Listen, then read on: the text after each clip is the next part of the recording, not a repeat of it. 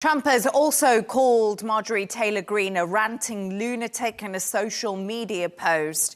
Do you think she is a traitor? And is this rhetoric dangerous? Because she has said that there's been threats on her life since. So, yes, I do think she's a traitor to Donald Trump's agenda going into 2026. I think it's very important to differentiate that word because she's obviously taken it very personal, as she is a patriotic American, somebody who does care about this country in the way that she cares about it. I do not think the president is saying she's a traitor to the United States. She is, however, to give your viewers a little bit of an inside scoop, the GOP, we have internal polling, and we showed Marjorie Taylor Greene privately that she was going to lose in the upcoming midterm to Jon Ossoff by 20 points nearly. And Jon Ossoff is a very strong, moderate Democrat candidate.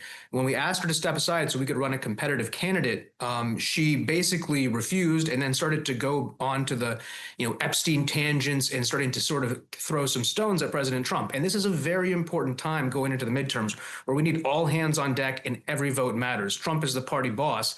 And if you're not going to get on board with President Trump, it's much like professional sports. In professional sports, you're only as good until your last game. Same goes in politics. Well, I commend Marjorie Taylor Greene for standing up for the survivors of sexual assault, and I do not think she's a traitor to the United States of America. She has been a traitor to the president's agenda, especially going into the midterm, and that's why this has happened. Now, in regard to her danger, she has said many, many, many more offensive, if you want to put in quotes, I don't think free speech is offensive, but offensive words. She has gone out there, put herself out there, been very bellicose, been very aggressive, as is her personality, as its combative personality. That's what she got her there in society. Donald Trump himself described her as a tough cookie many times throughout the last decade. And so certainly I do not think that this is going to bring any undue danger or threat to her life. She is a sitting U.S. Congresswoman, and her husband are incredibly successful financially.